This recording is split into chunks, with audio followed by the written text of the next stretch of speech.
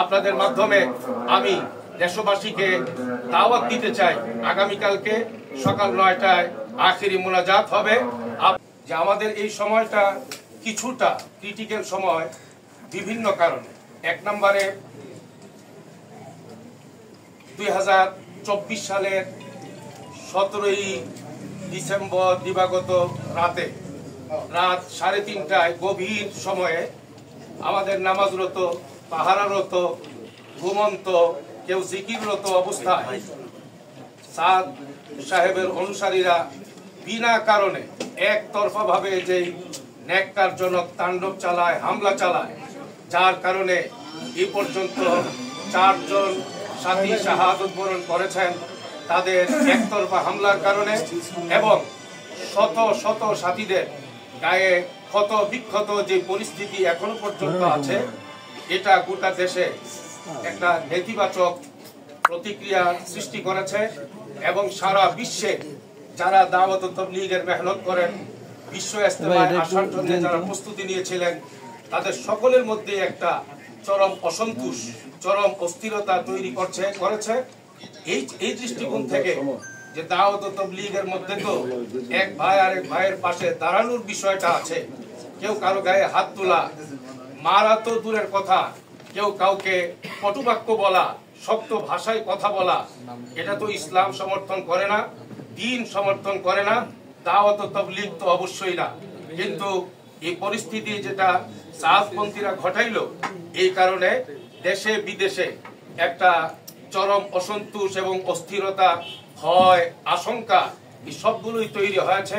পাশাপাশি আমাদের এই দেশে আমরা দায়িত্বের সঙ্গে বলতে চাচ্ছি, দেশের গ্রামে গঞ্জে বিভিন্ন অঞ্চলে, প্রত্যন্ত অঞ্চলেও একটা রিউমার ছড়াই দেওয়া হয়েছে।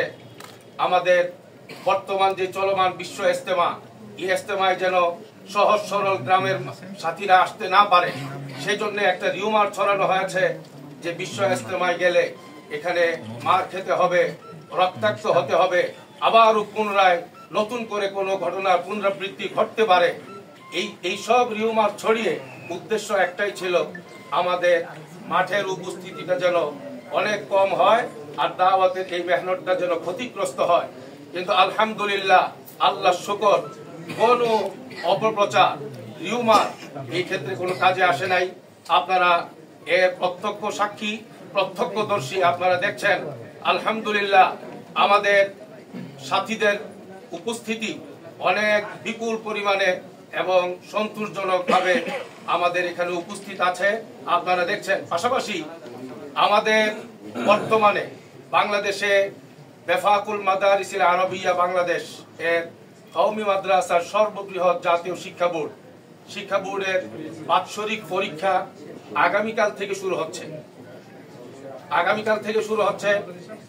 3 তারিখ থেকে, আগামী সোমবার থেকে আমাদের সারা দেশে একযোগে পরীক্ষা শুরু হচ্ছে। এবং আগামী কিছুদিন পরেই 6 বোর্ডের সমন্বয়ে যে গঠিত আল হাইয়াতুল উলিয়া লিল জামিআতিল কওমিয়া বাংলাদেশ এর তত্ত্বাবধানে পরিচালিত দেশের যে সর্ববৃহৎ পরীক্ষা, সেটাও কিন্তু আগামী 13 তারিখ থেকে দাওরায়ে হাদিসের পরীক্ষা 13 তারিখ থেকে অনুষ্ঠিত হচ্ছে, এটা নির্ধারিত। সব কারণে আমাদের মাদ্রাসার ছাত্র তলাবা, তারা কেউ মাদ্রাসার পড়ালেখা রেখে, পরীক্ষার প্রস্তুতি রেখে মাঠে উপস্থিত হওয়াটা তাদের পক্ষে সম্ভব হচ্ছে না। এবং এই পরীক্ষার জন্য ছাত্রদেরকে প্রস্তুত করবার জন্য মাদ্রাসার উস্তাদদেরও উপস্থিত হওয়াটা তাদের জন্য জরুরি। সেই কারণে একদিকে ছাত্ররাও উপস্থিত হতে পারে নাই, উস্তাদরাও উপস্থিত হতে পারে নাই, এবং এটা গোটা বাংলাদেশের সবগুলো মাদ্রাসার চিত্র কিন্তু একই। আপনারা যাচাই করলে বুঝতে পারবেন।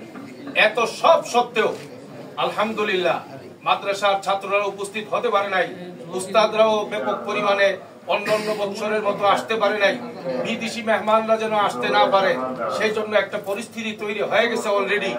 এত সব সত্ত্বেও আলহামদুলিল্লাহ পুরা মাঠ, আশপাশের এলাকায় কানায় কানায় পরিপূর্ণ।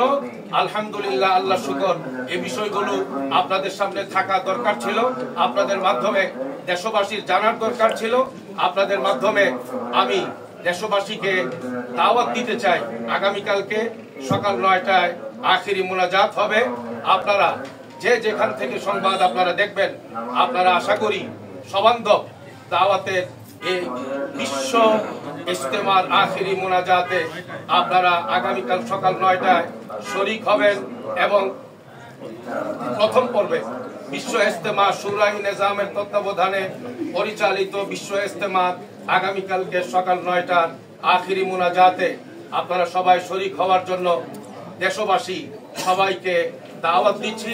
এবং আপনারা যারা এখানে আছেন আপনাদেরকেও এই দাওয়াতের কাফেলায় আপনারা কিছু কিছু সময় লাগাবেন, 3 দিন 10 দিন কম করে হলেও আপনারা সময় লাগাবেন। এই জন্য আপনাদেরকে দাওয়াত দিচ্ছি। আপনাদের আরো কোনো প্রশ্ন থাকতে পারে, প্রশ্ন করলে জবাব দেওয়ার জন্য আমাদের মুরব্বীরা প্রস্তুত আছে।